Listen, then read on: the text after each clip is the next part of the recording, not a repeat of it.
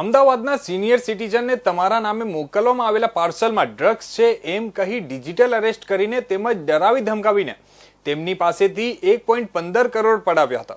આ કેસમાં Ahmedabad cyber crime બ્રાન્ચની ટીમે સાયબર ગાંઠિયાઓની ગેંગના 3 સાગરીતને રાજસ્થાનથી ઝડપી પાડ્યા છે। તેમની પાસેથી પોલીસે 11 લાખ કબજે કર્યા છે। આ ગેંગ કોઈને પણ ટાર્ગેટ કરીને એટલી હદે ડરાવતી હતી કે તે વ્યક્તિ કંઈ પણ કરવા તૈયાર થઈ જતી હતી। અમદાવાદમાં એક સિનિયર સિટીઝનને ડરાવી ધમકાવી 1.15 કરોડ રૂપિયાની મઠારી કરવાના સાયબર ગઠિયાઓના ગેંગનો પર્દાફાશ થયો છે। આ મામલે અમદાવાદ સાયબર ક્રાઇમ બ્રાન્ચની ટીમે તાત્કાલિક પગલાં લેતા રાજસ્થાનથી 3 આરોપીઓને ઝડપી પાડ્યા છે અને તેમની પાસેથી 11 લાખ રૂપિયા કબજે કર્યા છે। આ ગેંગ દ્વારા સિનિયર સિટીઝનને કોર્ટમાંથી વોરંટ નીકળ્યું હોવાનું કહીને જેલમાં જવાનો ડર બતાવી પરેશાન કરી મૂક્યા હતા। સાયબર ગઠિયાઓ પૈકી એક તો ધોરણ 9 નાપાસ છે। આ પ્રકરણમાં અમદાવાદ સાયબર ક્રાઇમ બ્રાન્ચની ટીમે વધુ 5 લોકોને ઝડપી પાડ્યા છે, જેમાં 3 આરોપી તો ડીસા યશ બેંકના કર્મચારી છે, એક તો ડેપ્યુટી મેનેજર છે। ચાઇનીઝ ગેંગ સાથે સંકળાયેલા આ અધિકારીઓની તપાસમાં ઘણી વિગતો સામે આવે એવી સંભાવના છે। શહેરના સિનિયર સિટીઝન પર દિલ્હી સાયબર ક્રાઇમ બ્રાન્ચના નકલી અધિકારીનો કોલ આવ્યો હતો। તેણે જણાવ્યું હતું કે તેમના આધાર કાર્ડનો ઉપયોગ કરી એક પાર્સલ મોકલવામાં આવ્યું છે, જે પોલીસે ઝડપી લીધું છે। પાર્સલમાં 16 પાસપોર્ટ, 58 એટીએમ કાર્ડ, 140 ગ્રામ એમડી ડ્રગ્સ છે।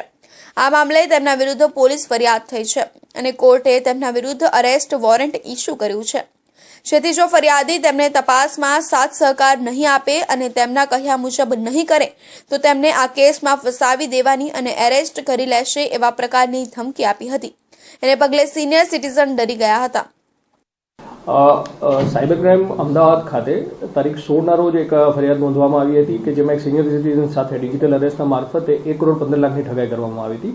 જે કેસની તપાસમાં અમારા પીઆઈ વી આર ડાંગર અને એમની ટીમે પહેલા 3 આરોપીની ધરપકડ કરી હતી કે જેમાં એક મુખ્ય આરોપી શિવરાજ હતો કે જેમના અકાઉન્ટમાં આ બધી રકમ આપવામાં આવી હતી।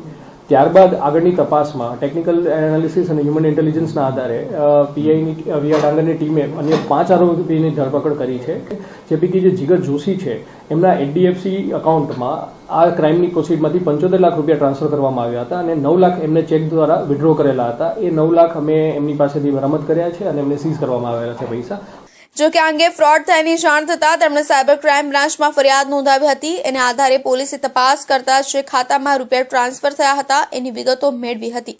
તપાસ કરતા આ કાંડમાં સંડોવાયેલા 3 સાગરીત શિવરાજ રામનિવાસ જાટ રહેનાર સાખુન જાટ વાસ ખીવતાના નાગોર રાજસ્થાન અને બીજો હતો કમલેશ કુમાર મોહનલાલ બિશ્નોઈ રહેનાર ગામ ફુલન જંબેશ્વર મંદિરની નજીક તાલુકા સમદડી જિલ્લા બાલોતરા અને રાજસ્થાનનું જ હતો તથા નથુરામ નિંબારામ જાટ રહેનાર ગામ કુવાડખેડા બડીખાટુ પોસ્ટ ઓફિસની નજીક તાલુકા જાયલ જિલ્લા નાગોર રાજસ્થાનનો હતો અને રાજસ્થાનથી ઝડપી લેવામાં આવ્યા હતા।